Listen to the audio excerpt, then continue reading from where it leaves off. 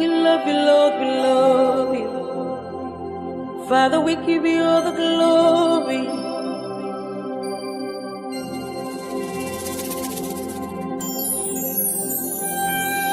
You are my rock, my strength and my trust. In you I live and move and have my being. You are my shelter, my peace and my shield. You are my everything. You are worthy to be praised. You are my rock, my strength and my trust. In you I live and move and have my being. You are my shelter, my peace and my shield. You are my everything. You are worthy to be praised. Sweet Jesus, beautiful King, no Father like you, no friend like you. Your love for me is everlasting. No one like you, no one like you. Sweet Jesus, beautiful King, there is no Father like you, no friend like you. Your love for me is everlasting. No one like you, no one like you.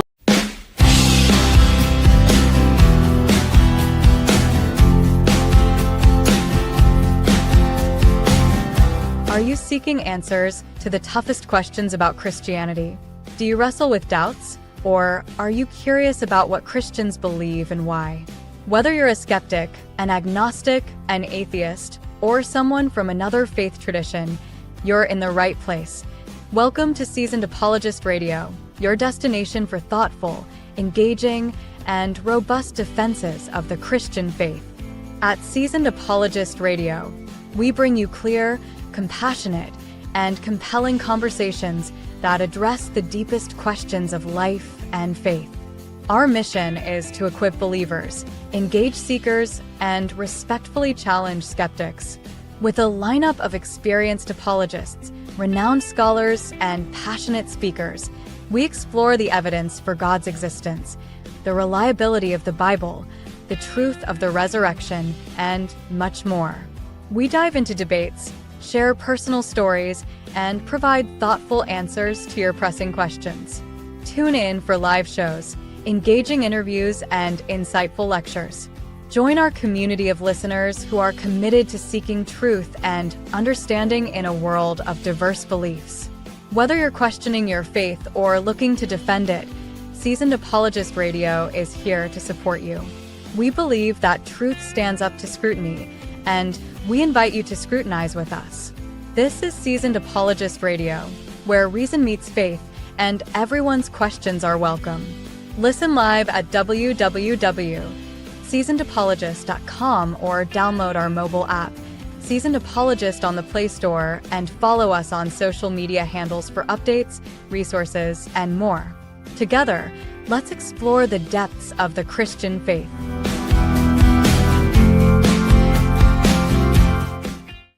All right, you're welcome to the Seasoned Apologist Live. It's the day the Lord has made. We rejoice and be glad in it. My name is Corey Delawayan. It's been a while, and I'm so glad that we're actually back again. And we're back again to talk about how we could engage, how we can defend, and also discuss the faith with our Muslim friends and brothers. All right, I'm so excited, and you're welcome today because we're going to be taking a look at something very, very important. You know, over the years, we've been talking about the Prophet of Islam, Muhammad. We've been talking about some certain things that he has done, looking at the Quran internally, to deal with some of the issues that we have found about the life of the Prophet of Islam. But then we also discover some certain things that are coming up about the same prophet. Now, what if you discover that some of the things that we learn about the prophet may be having an historical challenge? Now, of course, the discourse about Jesus has been going on years and years. Scholars even suggested at a point in time that Jesus did not exist. But after a while, both Christian scholars and non Christian scholars began to examine the evidence for the existence of Jesus Christ, and they come to the overwhelming conclusion that indeed Jesus existed. There is an historical figure called Jesus. Now, scholars are beginning to do the very same thing with Muhammad. They're looking at the information that are available, trying to evaluate it and also verify to see if we have historical evidence for the existence of Muhammad. And that is the reason why we're unpacking some of the things that the Muslims are saying concerning the historical evidence for the Prophet of Islam, Muhammad. Now, joining me to discuss this today is Dr. J. Smith. Dr. J. Smith, we're glad to have you on the show. How are you doing today? Very good. Thank you for having me on, Corey.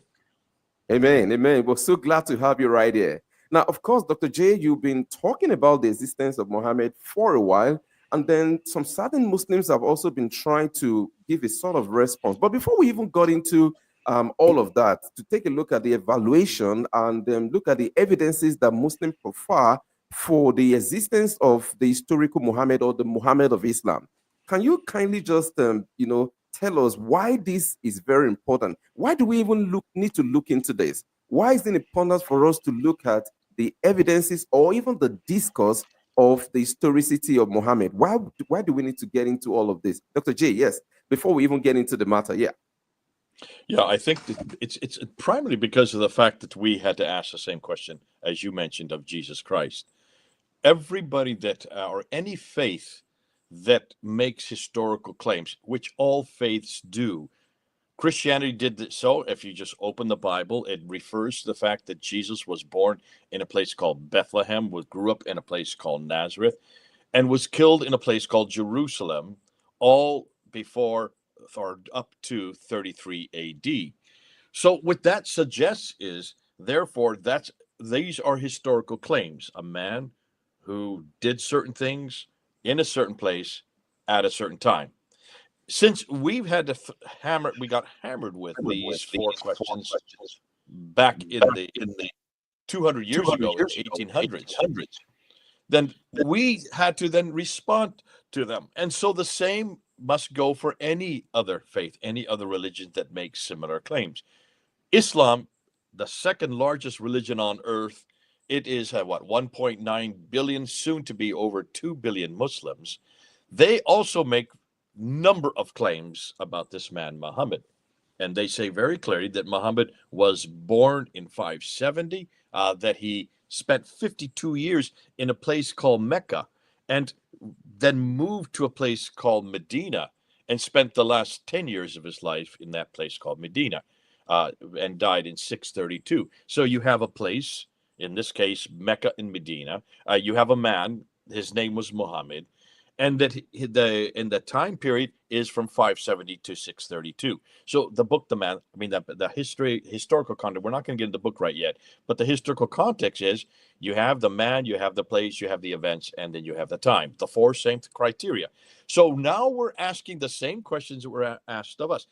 And this should be asked of everybody and every religious character, especially if they are important religious characters, as Jesus is to Christianity and as Islam is to as Muhammad is to Islam. They are the founders of both faiths, and certainly the models for both faiths. And so that's why we need to go then to the historical critique and ask, okay, where is this man in that place doing those things? This man, Muhammad, at least between 610 and 632, that 22-year period, because that's the important period. That's the time when he lived in these two cities, Mecca and Medina. And to ask that question, probably the best thing to do is just see what the Muslims have come up with, because the Muslims have been asked this, and they've tried to come up with this, and especially what they've said in just the last 6 weeks. It's been exciting. So I'm just going to let the Muslims speak. I'm going to ask two of the world's leading scholars. Dr. Shabir Ali, he's a man I know well. We've debated 6 times together. He lives in Toronto. Is considered one of the top Muslim scholars in the English-speaking world today, and certainly has been highly respected for, at least 40 years. Maybe 30 years, not 40, 30 years. Because I was debating him back in before the last century, and we were debating, 1990, I think 1996 was the first time I debated him. And at that time, he was the leading scholar. And the other Muslim scholar is Dr. Yasser Qadi. He's younger, quite a bit younger. He's more your age. Shabir Ali's more my age. So we're 2 different generations, and so are they. And Yasser Qadi is considered to be a better scholar than Shabir Ali, because Yasser Qadi has done something Shabir Ali has not done, nor do I think I don't know of any scholar that's done what Yasser Qadi has done. He has done his scholarship in 2 completely different epistemologies. So he is the one that went to Medina and got what would be the equivalent to a doctoral degree in Medina, which is the best school in Islam for understanding what we call the Hadith sciences. And when we say Hadith sciences, we're talking about the Sirah, which is the biography of Muhammad. We're talking about the Hadith, which is the sayings of Muhammad. And we're talking about the Tafsir, which is the commentaries. And we're talking about the Tahriq, which is the histories. So really the Sunnah of the Prophet. That's really how they say it. They just call it the Hadith sciences as an easy way to explain all of that. They're basically the Islamic traditions. What Muhammad said, what Muhammad did, how Islam began, and how the Quran can be understood. Okay? Those are the Hadith sciences that he learned over here in Medina. Then, subsequent to that, I'm not sure the exact dates, about maybe 2011 to 2015, or maybe earlier, he went then to Yale University in United States, considered to be one of the top universities in the world, on historical criticism, and got a PhD on historical criticism. He looked at primarily at Ibn Taymiyyah, but his whole area of expertise was looking and understanding the Qira'at and the Ahruf, and that's why he was looking at the Quran, and he was understanding that material. So he knew both historical criticism from his studies there at Yale University, and he knew the Islamic sciences or the Hadith sciences from his study in Medina. So he's put his foot in both camps, all right, and is a spokesman for both camps, and understands the question you're asking better probably than anybody else I know. So therefore, we need to go to what he said in the last month. And let me start with what happened on July 9th. Did you want to jump in at any time? Feel free to do that. Okay, brilliant, Dr. J. I think you actually on course right there. So I actually wanted to ask you, so what are the things that Dr. Shabi Ali said, and the same thing, the same goes for Dr. Yasser Qadi. So what are the things that they said, and how do they tie into all this before you actually go into your slides? Yes, we do love to hear that. I'm glad you asked. Okay, let's go right into Yasser Qadi, because he is the one that opened up the whole can of worms. Back on July 9th of this year, so we're talking about 2 months ago this year, in 2025, he was on a program, on a YouTube channel, and the program was called Skepsis Islamica, and the 2 people who were on the program who were talking and interviewing him were called Roxana Irani and Taryn Poole.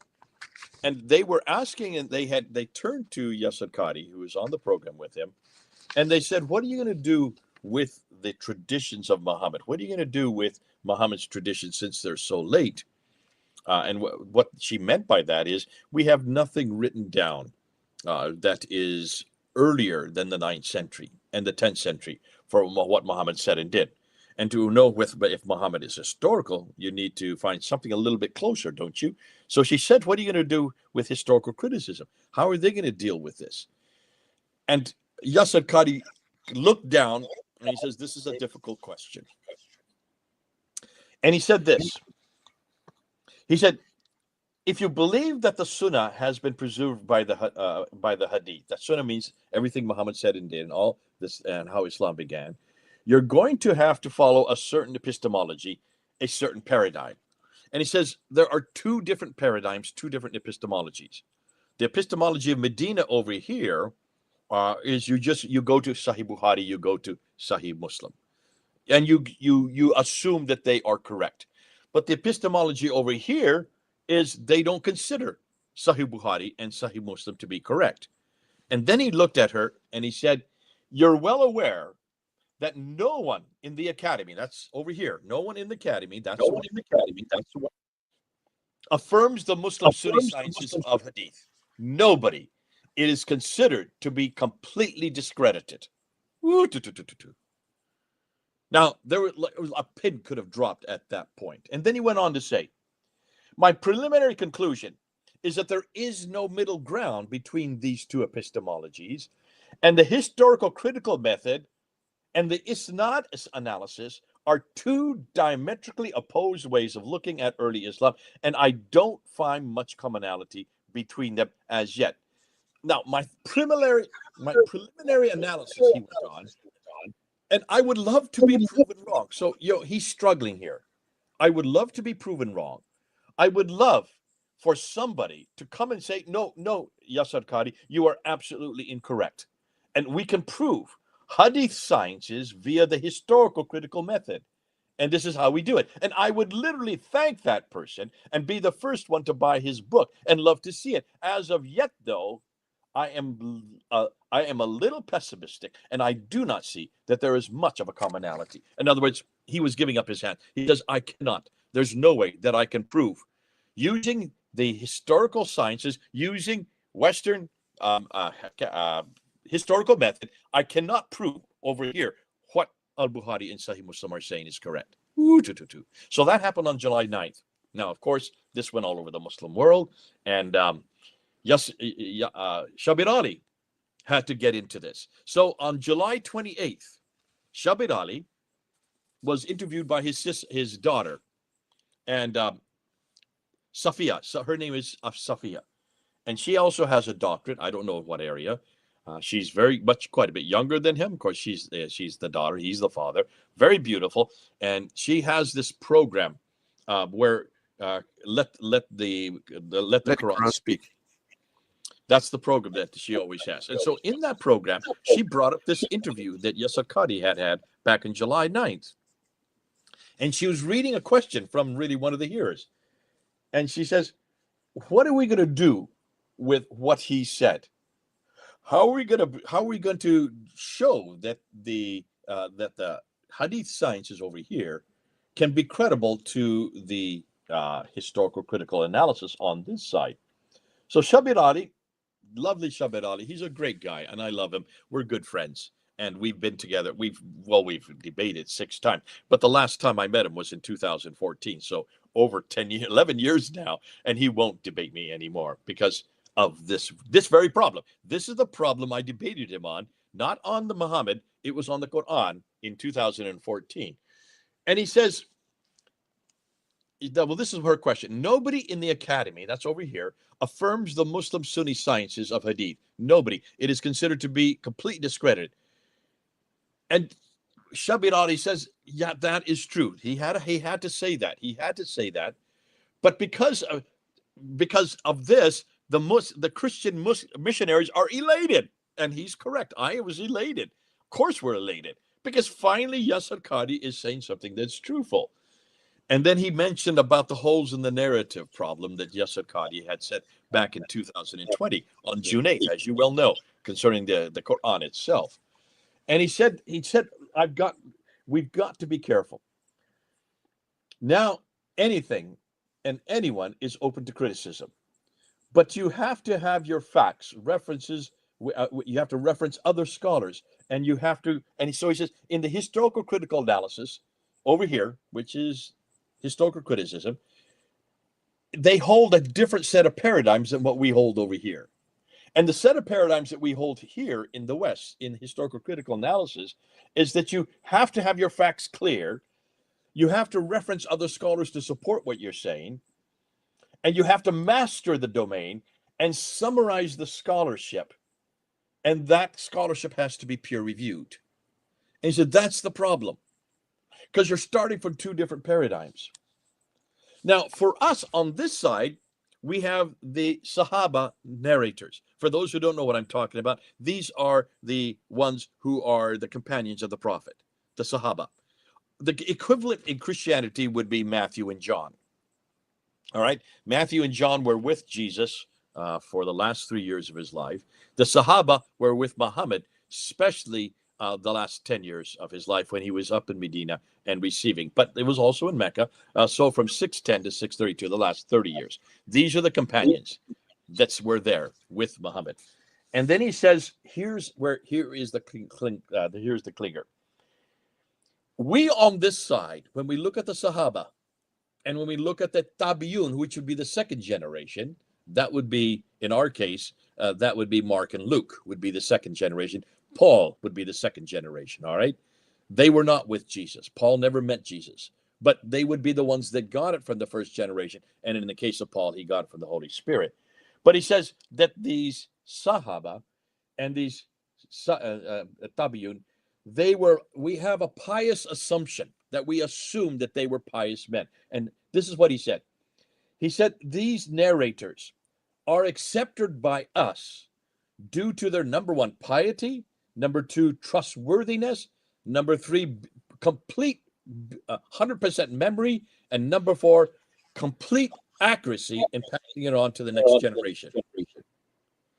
Now, at this time, you could look at Sophia's face. You could see her face just begin to fall. Because she's over on this side. She's grown up in Canada. She's gone and got her doctorate in Canada. And she could see, hold on a minute.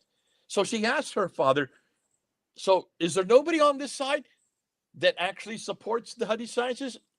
He says, really nobody, and because of that paradigm. So do you see what I'm saying? Are you following this? Definitely. Yeah. On this side, the only thing they really desire, the only thing they want is that these narrators, those ones who were with Muhammad, were pious. They could not lie, number one. Mm-hmm. Now, how many people you know cannot lie?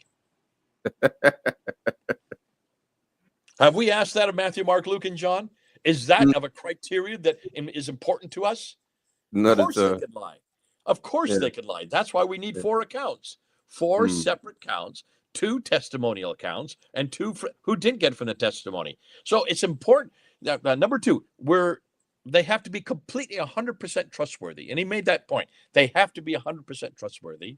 Number 3, everything they saw and everything they heard has to be 100% accurate. And number 4, they passed on to that, because it was all done by oral. They didn't write anything down. What they passed on had to be 100% accurate. Now, Koredi, how in the world can we, sitting in the 21st century, know that these men were 100% pious, 100% trustworthy, and had memorized and seen everything and memorized it 100% accurately? And how do we know that they passed it on 100% accurately? How can we decide that? Do you see a problem there? It's basically an assumption. Yeah, it's an assumption. Yeah. So she said, well, how many of these are you talking about? And he said 120,000. Have you heard this before? This was this is on July 28th, the first time I ever heard it. 120,000 of these Sahabas. Yikes. So, I mean, just stop and think what he was saying. And listen, I'd love to know where Shabir Ali got that number from. But let's just say there were 60,000 in Mecca and 60,000 in Medina, right? Let's just give, theoretically speaking, probably more in Mecca. So let's say, well, let's just go half and half. And each one of them had wives. So that's another 60,000. So that's 120,000. And these are just the Sahaba. What about the merchants and the politicians and the soldiers and the farmers and all the others that lived in those cities? And what about all the children, their progeny? So we're now talking about about 500,000 people in both Mecca and Medina. We're talking about really both cities the size of Las Vegas. Wow. Is that a problem for you, Korede? It is. And my assumption is that it's because this is the same number that the Muslims would actually give when they're talking about the prophet whom Allah sent to the world. Okay, they will tell us that the prophets that were sent into the world by Allah numbers 124,000. So I don't know if this is a sort of coincidence. Maybe the number is margin. Even the 124,000, we can't name about 200 of this prophet. Okay, it's an assumption. This is what is in the Islamic tradition, and everybody accepts it. I think that's a problem. I sat there and I said, wait a minute. So Mecca is a pretty big city then. It's about the size of Las Vegas. And yet no one's heard about this place at all by 632. It is unheard of. It doesn't even get heard of for another century yet. And yet this is such a huge city. But let's get back to this. That is their whole paradigm. Now, that happened on July 28th. Because that happened on July 28th, Yasser Qadi was then asked this question by his students at EPIC. EPIC is East Plano Islamic Center. That's northeast of Dallas, Texas. That's where he lives, and that's where he has his school, and that's going to be the first Islamic city in the United States. And they want to bring Sharia law there. They want to have it all Islamic within just a few years. And so it's all over the news here in the United States, and I'm not going to get into the politics of that. But in other words, there he is living in Epic City, and he has these Q&A periods with his students. And if you go on Lighthouse, that's the name of their like a lighthouse, just that one word, on YouTube, you will see all his teachings there. But they're meant for his students. They're not meant for you and me to look at, right? So it's a treasure trove for us, because here's the man considered to be the world's leading scholar just on July 31st. So we're talking about 6 weeks ago, who was being asked by his students of this question, why he said what he did back on July 9th. So obviously what he said on July 9th, his student hadn't heard before. And that was just 3 weeks earlier. They had never heard him say this in all these years that he's been there in Epic in East Plano. He has never mentioned this. And I said, oh, this is great. So now he's on the hot seat. God bless him. Let's see how he gets out of this. So I thought he was going to come up with something really erudite from this side, right? I thought he was going to explain it all. No, he didn't. He went for 32 minutes trying to explain what was going on, why he said what he did. Let me just kind of go through what he said, all right? You listen, and then you come back on me and tell me what you think. So he said this.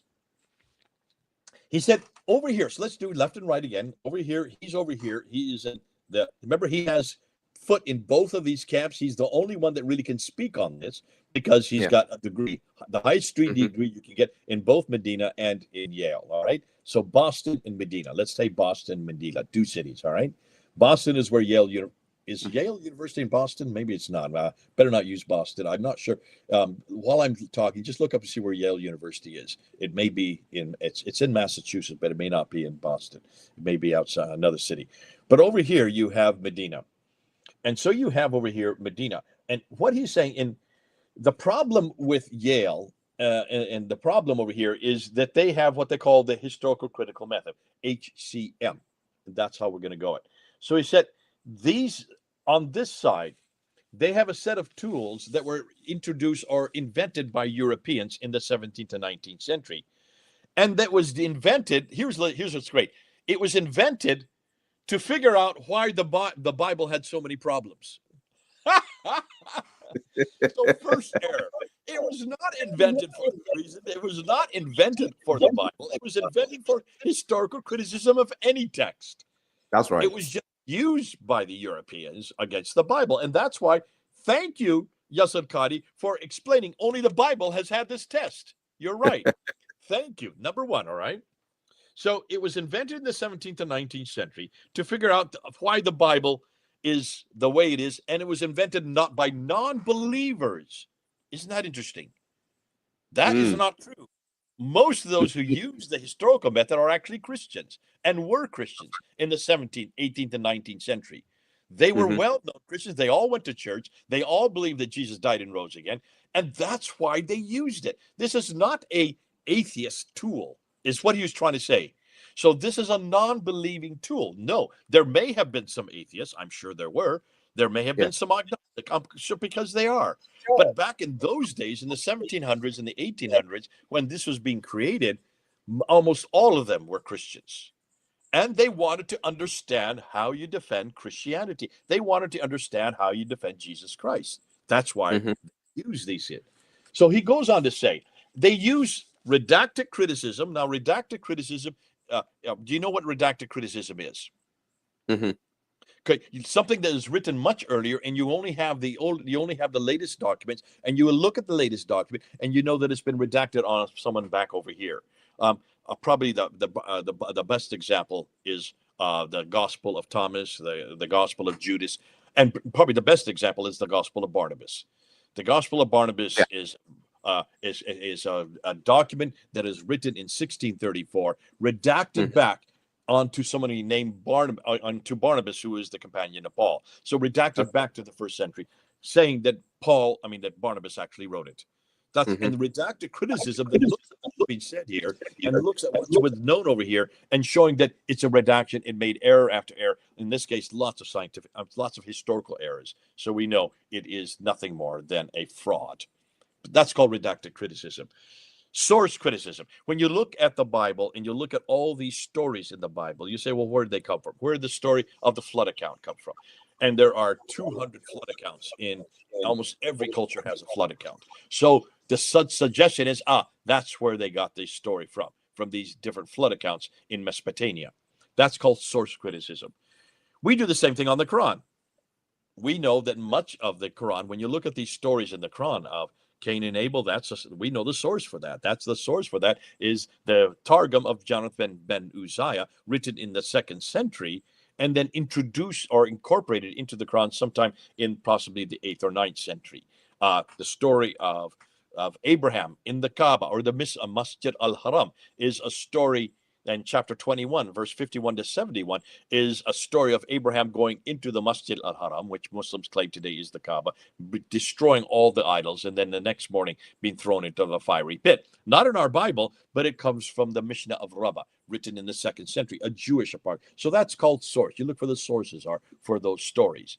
The other one is form criticism. You look at the way that things are written, you look at the style that is writing, and you see that the style can be found in many other courses. Probably the most famous one of the source criticism would be what we call the documentary hypothesis of the book of the 5 books of Moses. You look and you see the priestly document and the Yahweh document, where if you look at the way the name for the name for the God is. Some are use this word, others use this word, and so you assume that they come from those 2 different sources, or in this case 4 different sources. That's called form criticism, looking at the form of the style of writing and showing that it could be coming from other sources. So it kind of it puts source and form together. And then the 4th one is what they call textual criticism. You just look at the text and you use things like paleography and codicology, and you look at the manuscripts you have in your hands and you date them. And then when you date them, you try to see how do you date them? You date them by looking at the type of writing. You look at the style of writing. You look at in the case of the Quranic manuscripts, that's very easy to date because you look and see if they have dots and vowels on them. If they don't have dots, they don't have vowels, they're very early. If they're slanted, they're the Ma'il script. If they're stylized, they're what we call the Kufic script. And then you look at the text and you see if there have been additions or accretions or if they're that's what Daniel Brubaker did. That's called textual criticism. So these criticisms are what we do over here. All right. That's what we do. You had to learn it when you were in Bible school. You had to learn it when you were in seminary. I had to learn it. Everybody in the West learns it. And Christians, this is our bread and butter. We love it because it solidifies the authority for the Old and New Testament. It's lovely to be able to go back and say, well, how do we know if Abraham ever existed? Well, we go back to the Nuzi tablets, the Mari, the Ebla tablets, the Amarna tablets, these whole genre of tablets from the 2300 period all the way up until 1600 BC. So 2300 to 1600 BC, roughly around the same time period of Abraham. And we look at all the things that are written, the rules and regulations, and we find they exactly follow what Abraham did, proving that Abraham was the right man at the right place, doing the right thing at the right time.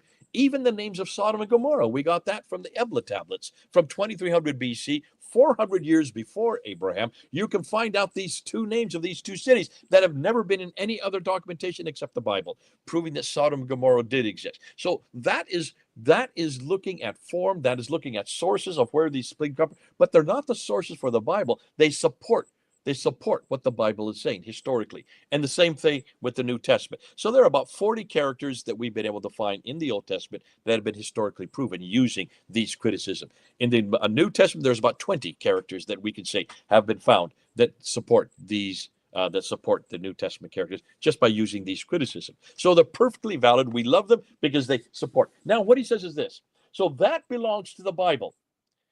And by and large, we as Muslims would agree with the conclusion that they have about the Bible. And he assumed, therefore, that the conclusion of the Bible is inaccurate. It's everything I could do to keep from laughing. And he didn't realize, no, it's just the opposite. It is these criticisms that have actually proven, when they started out with the criticisms back in 1800, when Wellhausen began using them, and when the Tübingen school in Germany was introducing them into their curricula. At that time, there was huge skepticism, and it really destroyed the church in Europe. By 1905, the church had been decimated and has never recovered. And that, along with Darwinianism, they both came about the same time. But what has happened in the intervening 100 years? We found the artifact, we have on the documents, we found these tablets, we found so many pieces of evidence that now support the historicity of the Bible. So to his conclusion was absolutely come, and I had to laugh. Hunter and I were going through this together, and she just was sitting there and laughing. She could not stop. She says, now this, they now know that the Bible was authored over many centuries. Yes, we know this. That's true. We're not suggesting any other. They're not sure just one author. It was redacted. So stop and think. So what he's now done, he has now taken his view of revelation of the Quran and imposed it onto the Bible. Okay? That's right. See, the Bible, that's right. The Quran does not have more than one author. It is eternal. There is no author. And the way that Muslims looked at it, and that's in chapter 85, verse 19 and 20 in the Quran, the way they look at what their view of revelation, he just imposed that onto the Bible. So he is somehow saying, isn't this great? They have now proven that the Bible is not written by one guy. It's written by many men. Now, Corelli, have you ever heard that the Bible was written by one guy? Not at all. I mean, this is just basic Bible information, basic Bible history. Nobody ever claimed that the Bible was written by one man.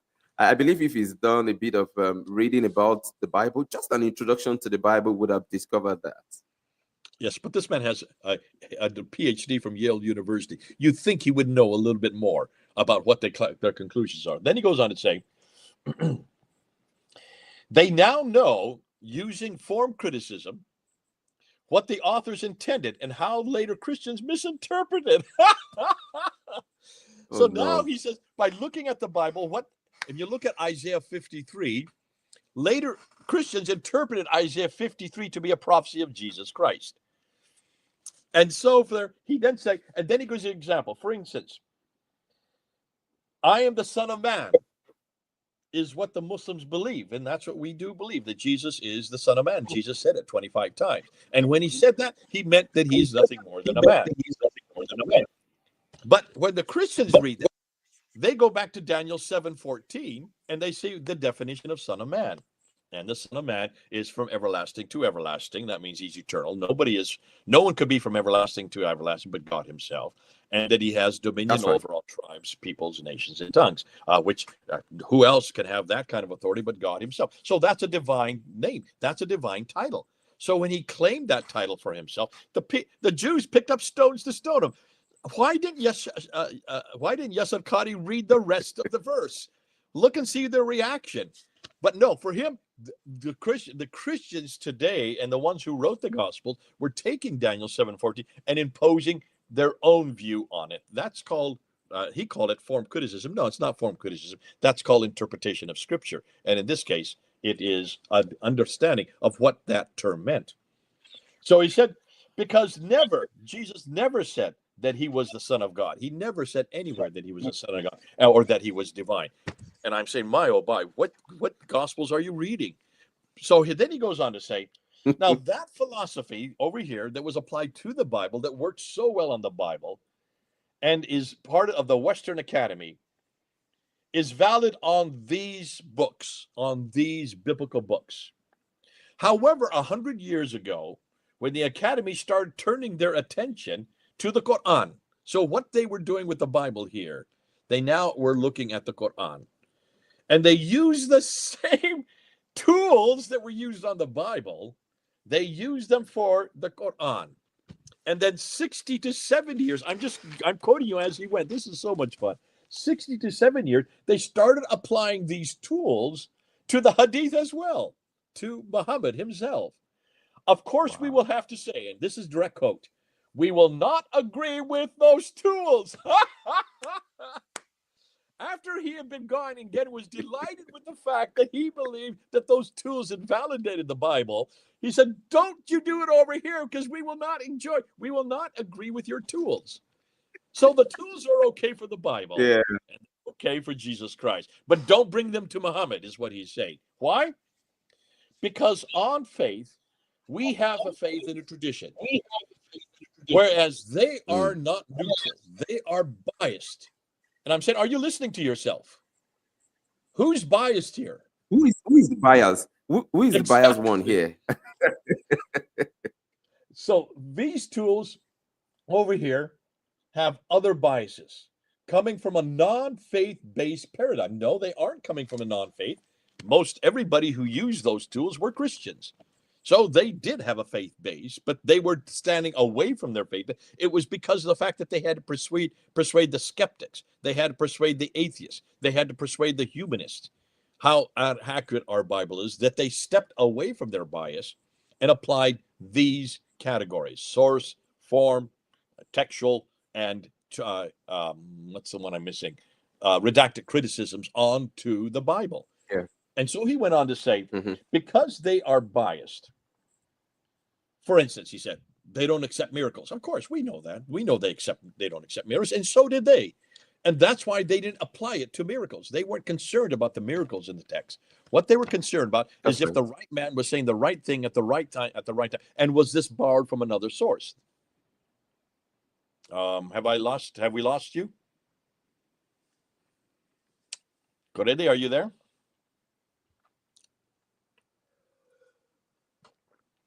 I don't know if this is still going on, if people can still hear us.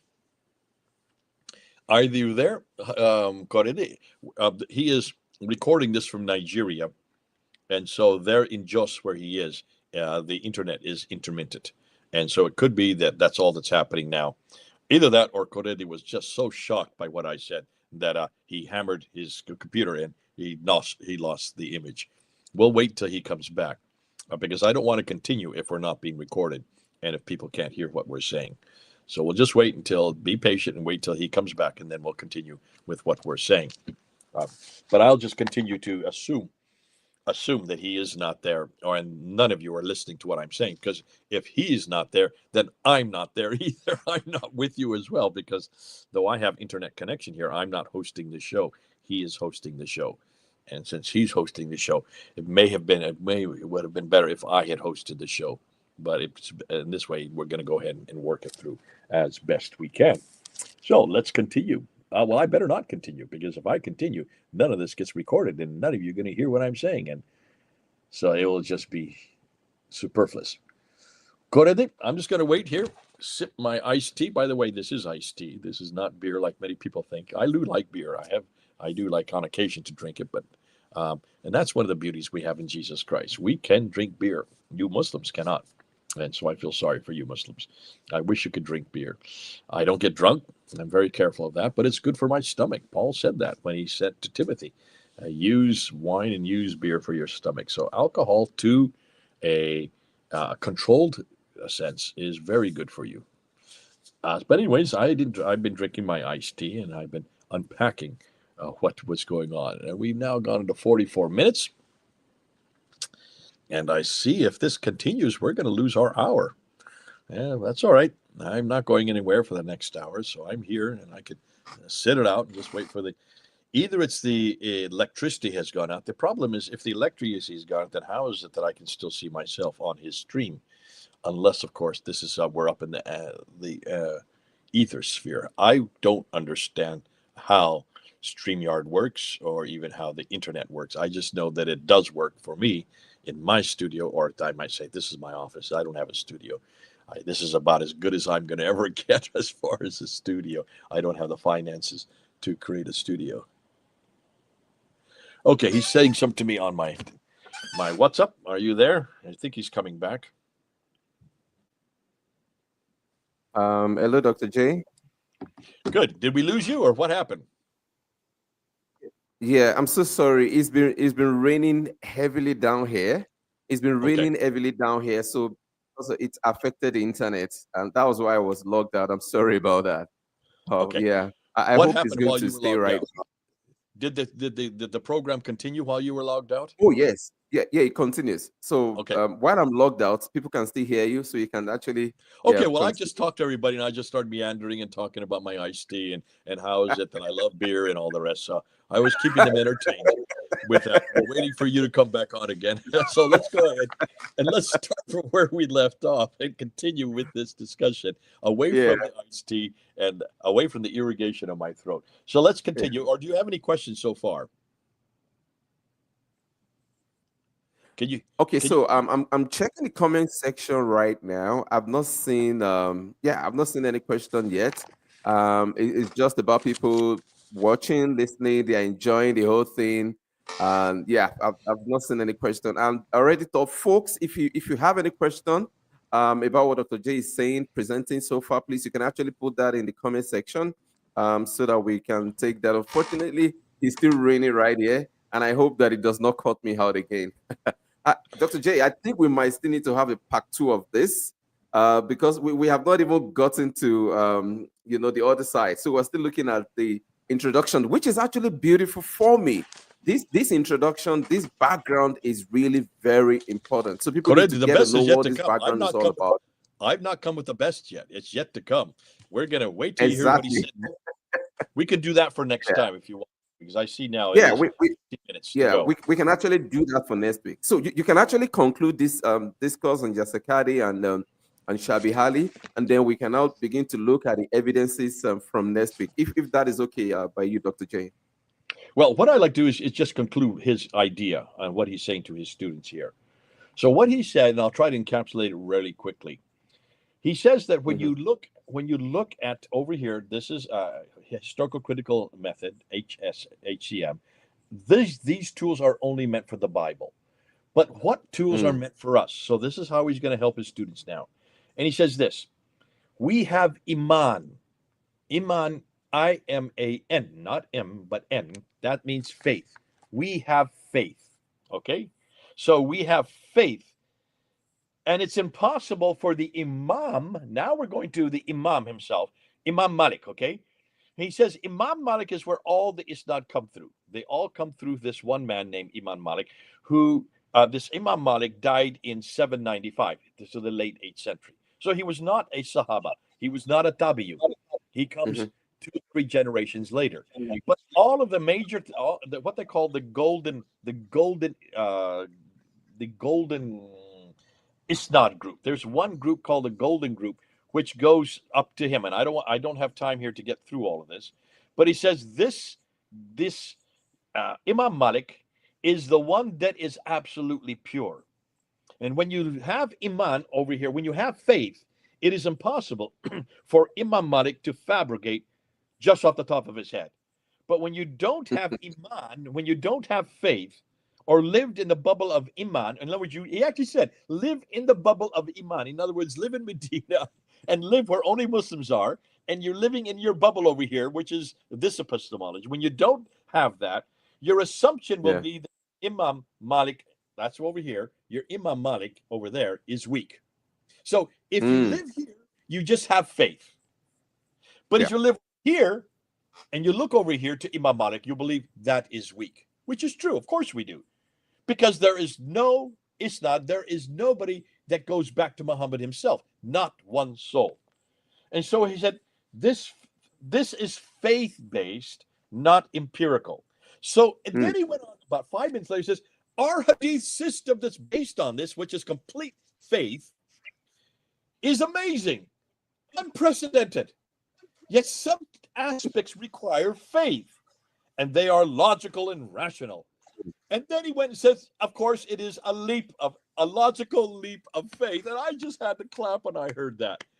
Everything he's but stop and think what he's saying. So from the time of Muhammad, the Sahaba and the Tabi'un were perfect. They were pious. They were trustworthy. They had perfect memory. They passed on everything they said perfectly, 100% perfectly to the next generation, who passed it on to the next generation, who passed it on to Imam Malik. And Imam Malik is at the base of everything that comes after. So now another 4 or 5. I mean, there are 6 to 7 generations between Muhammad and Sahih Bukhari and Sahih Muslim and Ibn Dawud and Tirmidhi and Majah and Nasai. The 5, the 6 that write, the ones that actually write it down between them and Muhammad, you're talking about 6 to 7, sometimes 8 generations, all going through Imam Malik, he is the golden one who died in the late 8th century. So from the 7th century up until the 9th and 10th century, you have 6 to 7. And every one of them are pure. They are trustworthy. They are pious. They memorized 100%. And what they passed on was 100%. Now stop and think how stupid that sounds as a Westerner. How in the world would we say that Matthew, Mark, Luke, and John were pious or trustworthy, or that everything they saw and heard was perfect? No, we know that we can trust them because they wrote it down. That's why we know and we can trust them. We don't go. If you've been watching The Chosen, just look at The Chosen. These beautiful, great movies that are going through the whole life of the early church and the disciples. Look how idiotic they are, and look how they're infighting all the time, and how they're jealous they are of each other, and how egotistical they are. These are not pious, perfect men. They're just like you and me. They're people like everybody. But the important thing is Jesus chose them because of their skills. He chose Matthew because he was educated. Matthew wrote everything down. He took Matthew aside and said, Matthew helped him put together the Sermon on the Mount. That was so important that Matthew was there, one educated man, to do that. And why? Because Jesus knew this had to be written down, because no one afterwards would trust it. Thank God that he wrote it down. Thank God that John wrote it down. Thank God that Mark and Luke got it from those who saw what he did and heard what he said and wrote it down. So we have 4 testimonies of what everything that Jesus did and everything that Jesus said. That's why we understand the historical critique, because the historical critique supports what Jesus said and did. On this side, you don't just have, listen, I'm going to really throw this out, and Yasser Qadhi does not know what I now know, and you know, and you.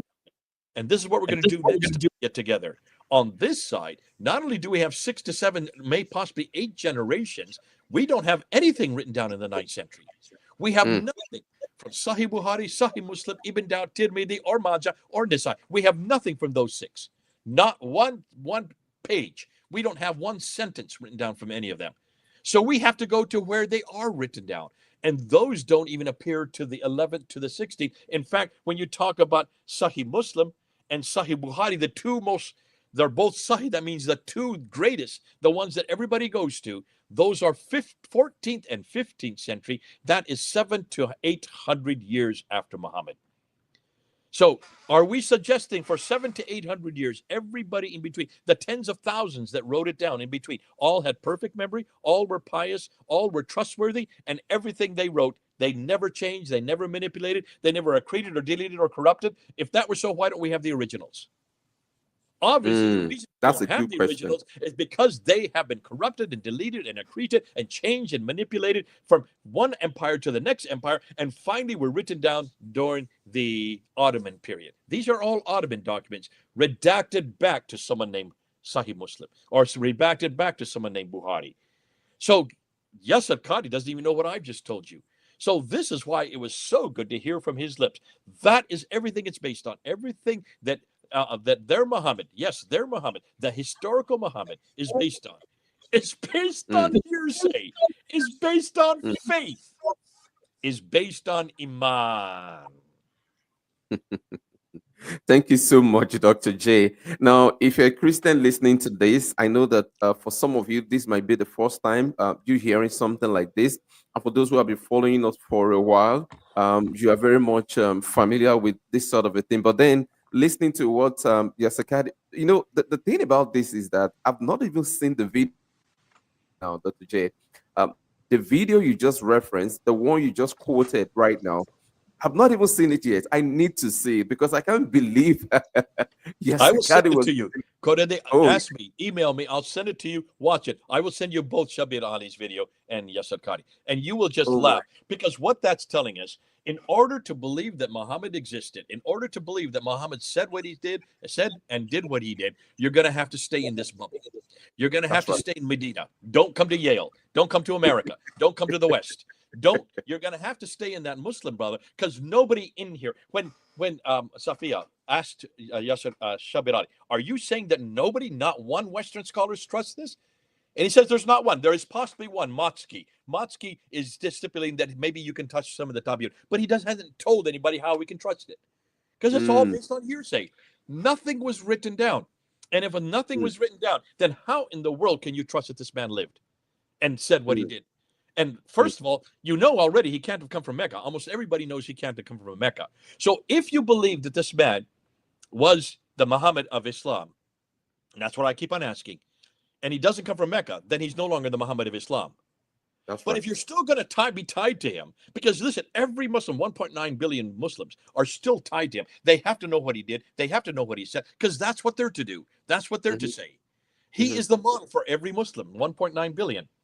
And if all you have is a hearsay of oral tradition for not just 200 and to 300 years, we thought, we're talking 700 to 800 years. If wow. that is the case, yes, Koredi, you're going to have to stay here in Medina. You cannot, don't leave Medina. Don't come to the West.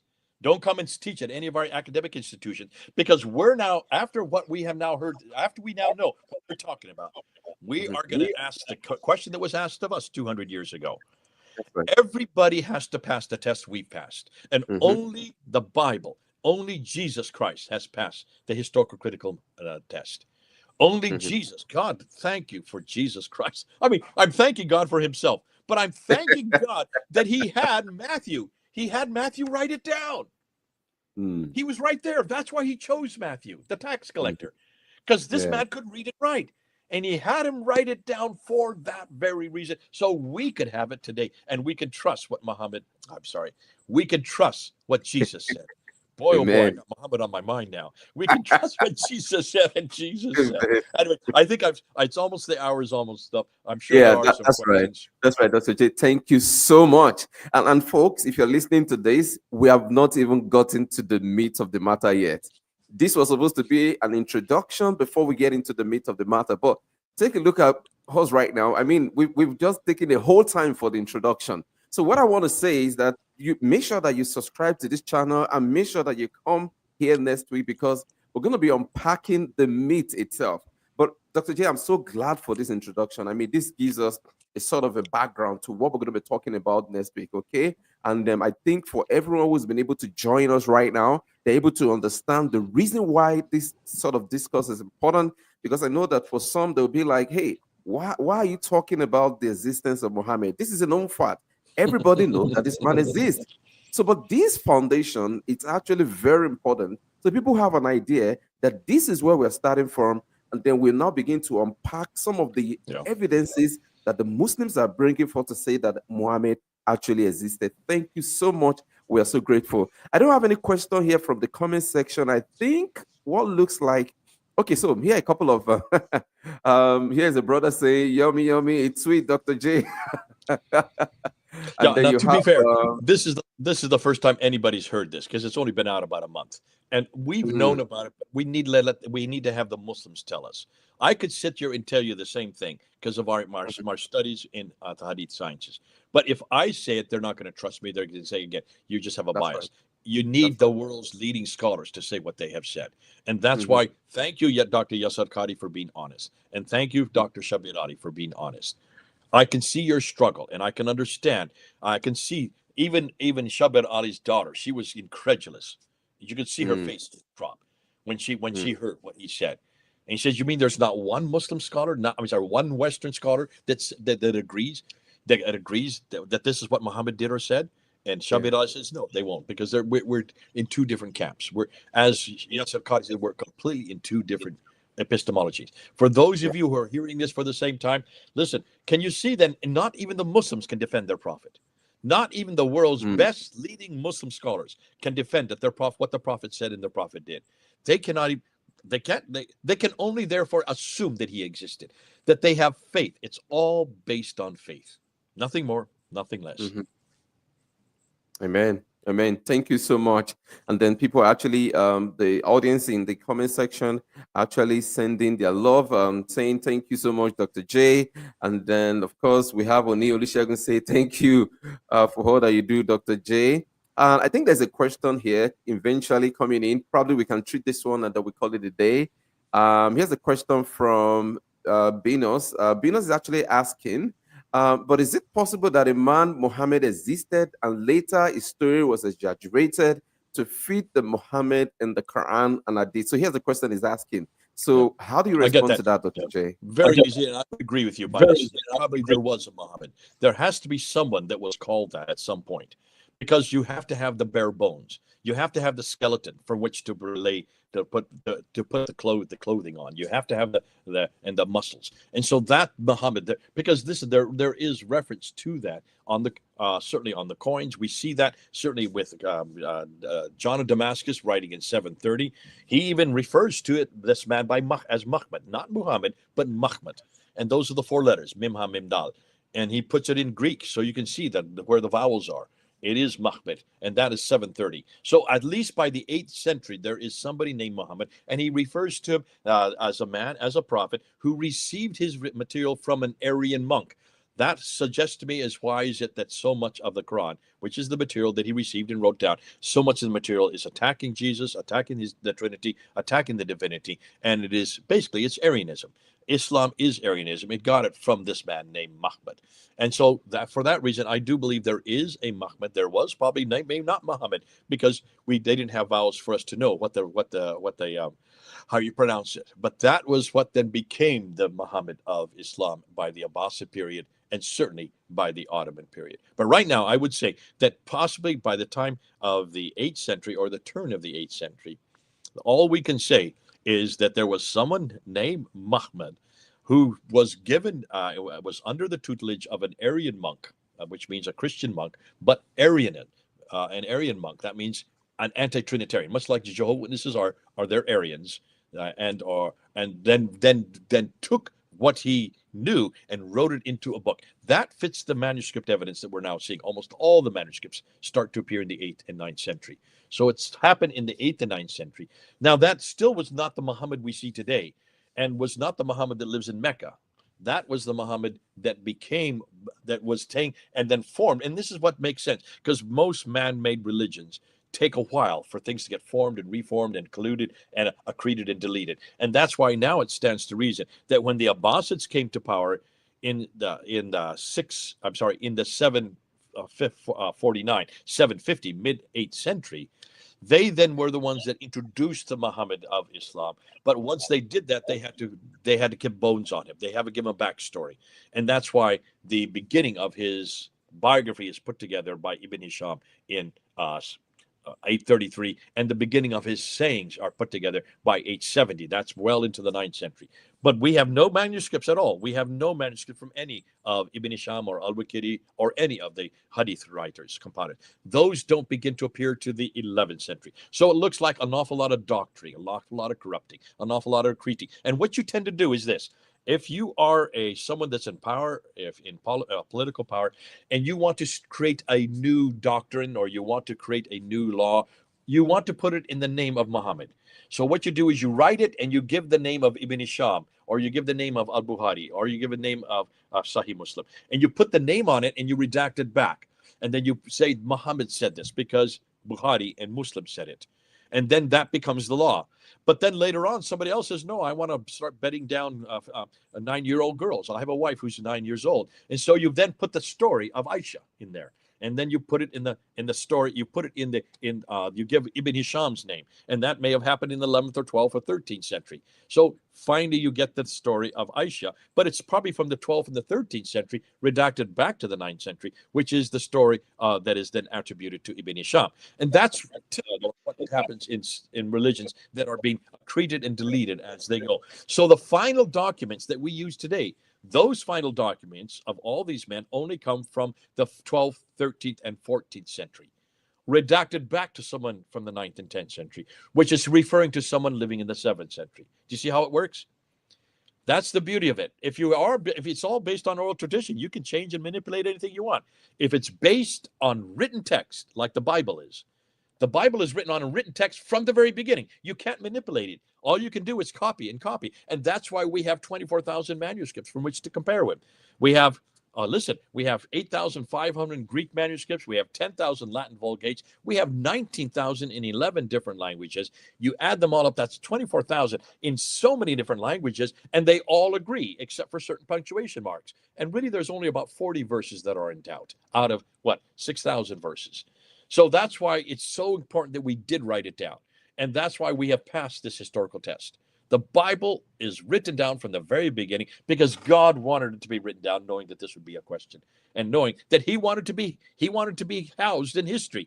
So we got the right man at the right place, doing the right thing at the right time, because that all fits that environment. Because God bless these men who did write it. God bless Matthew, Mark, Luke, and John. I'm so happy that Paul wrote down what he wrote.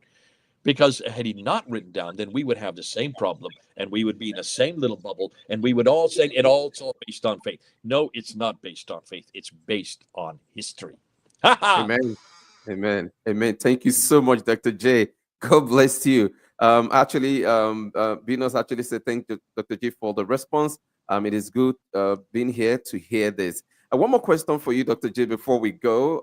Do you mind, Dr. J? Can we take one more before you go? Okay, all right. So this is come from Michael Temidayo Popola, and he said, thank you, Dr. J. I have a question. At what point were the Muslims called the name Muslims? And what was the name they were called earlier? So this is the question coming from Michael. Okay, Michael, stop and think that through. The Muslims were called Muslims when they become Muslims. I mean, that's a no-brainer. But what point were the Arabs called Muslims, is what you mean to say? Exactly. The Muslims were called Muslim when they were Muslims, right? But what did that happen? What was that incorporated? What you need to do is go, again, just look at the evidence. Follow the evidence on the ground. And when you go back to the 7th century, you notice that there were no Muslims. No one called themselves Muslims in the 7th century. That name does not exist. Now, that has been disputed by writings of Sabaeus. But even the writings of Sabaeus are from the 14th century, redacted back. And in the 14th century, when it was written down, the name Muslim was well known. So that's a redaction. That's why you need redaction criticism. That is misstated. You don't impose what they knew in the 14th century onto the 7th century. So what did they call themselves? And that's the question Michael's asking. They had a number of names. Now, remember, they were people that, to back up, you need to see what was happening historically. Historically, you had Heraclius, the Byzantine emperor, coming and fighting and warring against the Sasanian Empire. And the Sasanian Empire controlled that whole part of the world. And they were very oppressive, and many of the people there were Christians. The Christians, they were Christians, there were different sects of Christianity, but there were Christians that were there. And when he came in 622, look at the date, isn't that interesting? In 622, and defeated the Sasanians, that left a vacuum. He then went back to the west because he had problem on his western front. And so he didn't really stay there and didn't leave much of a troop there. And so there was a vacuum, a political vacuum that existed. What happened then, who took advantage of the political vacuum? The raiders, the Saracen. The Saracen, this is what we're finding now. This is what we're noticing. The Saracens are what they call themselves. Now, what does Saracen mean? It means plunderer. It means raider. And they started coming from the Sinai Peninsula, and they started moving right across Jordan, right up through Syria, over into Iraq and into what is today Iran. Those are the countries today. They weren't called those countries then. All right. And they just came right across, and they started plundering, and they started massacring, and they started raping the Christians that were there and the Jews that were there. Isn't that interesting? So as they did that, they called themselves Saracens. Interestingly, they called themselves Ishmaelites, and they called themselves Hagarenes because they were in the line of Hagar through Ishmael. And then they called themselves Magre. Magre means the people, the place of Hagar. And they called themselves Muhajirun. Those are the 5 names they gave themselves. Nowhere do you find them calling themselves Muslim. And the other people call themselves this as well. Nowhere do you find the people who were being raided and being raped and being massacred. The Christians didn't call them that. They called them Saracens or Magre or Ishmaelite or Magre, Muhajirun. So these are the people who were raiding, coming across, going right over into Iraq. Now, when the idea is a Muslim, someone who's called a Muslim, means someone who believes. Interestingly, we now have evidence from the turn of the century that the Christians refer to themselves as Muslims. And so did the Jews. Anybody that was a believer was a Muslim. But the Muslim itself was then introduced as the nomenclature, and we haven't got the date yet. We're still working on that. That will become, I'm guessing, just guessing, this is now, September 2025. We're guessing that possibly the name Muslim then became the name for these people, these who had previously been called Nabateans, or these Maghreites, or these Saracen, whatever the name they gave themselves, these 5 names, they became Muslims sometime around the Abbasid period. So we're talking 8th century, maybe even later, because there is some documentation that they were still called the Mu'minin, the people of the believers, the people who did believe, up until the 8th century, but not Muslim. Okay. All right. Thank you so much. And I have to be careful. This is what we found as of September 2025. I've been hammered in the neck for saying things that I said. People are saying, you said 2021. Now you're saying that you've now contradicted. No, we're not contradicting. We're following the evidence on the ground. So I need to put a date whenever I make these claims. Yeah, that's understandable. Thank you so much, Dr. J. We've gone about 10 minutes way beyond our stipulated time. And I just want to thank you for your time. Thank you for doing this. I also want to appreciate each and every one of you who have been watching us right from the beginning of this program. I so love you guys. Thank you for the questions that you have asked. But just wanted to keep it a date. All right. Next week, we're going to get into the meat of the matter. What we've done today is a sort of introduction. So make sure you keep it a date. Next week, come back. And then if you are not subscribed to the channel, but on Facebook and YouTube, make sure you do that. The reason for that is because during the week, we're going to send a sort of reminder. And then if you're not subscribed to the channel, you will not be able to have the reminder. So please make sure you actually subscribe to the channel. Yeah, Dr. J, over to you. When is something? Are we saying next Sunday? Because I'm not free next Sunday. Okay, no problem. I'm going to be in Pittsburgh next Sunday with my son. So we won't be free next Sunday. Okay, no problem. I'm going to communicate with you, and then we're going to let folks know when you do be available, and we're going to have a part 2 of this. Thank you for your time. We really appreciate it, folks. Again, the update will be made available so that you can get a sort of part 2 of this presentation. This is actually very important. You don't want to miss this for anything. We're going to be unpacking the evidences the Muslims are bringing to the fore. And we want to see if this evidence actually stands to scrutiny. We want to see if it actually displays or even mentions that the Muhammad that the Muslims think, they actually, following as the prophet of Allah is the one being referred to in this particular source. All right.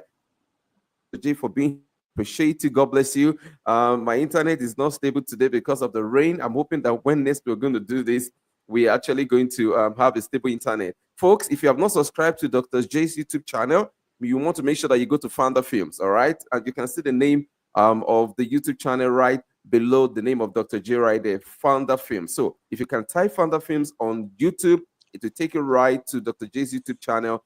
And you'll be able to see more of what we're talking about today, all right? You're going to be seeing lots of stuff. And then, these are things that you can engage your Muslim friends with. So we're going to be closing right now. Again, Dr. J, thank you for your time. Thank you for your help. We hope to see you again. Folks, God bless you. Thank you for being here. And it's Korede here. I'm Dr. J. Over and out. Bye-bye. Over and out. Bye-bye, everyone. God bless you. Thank you for joining us today on Seasoned Apologist Life, where we dive deep into the truths of our faith and equip you with the tools to defend it. We hope you found today's discussion enlightening and encouraging. Your engagement and support mean the world to us. We're here for you if you have any questions or comments, or just need someone to talk to. Feel free to reach out to us anytime.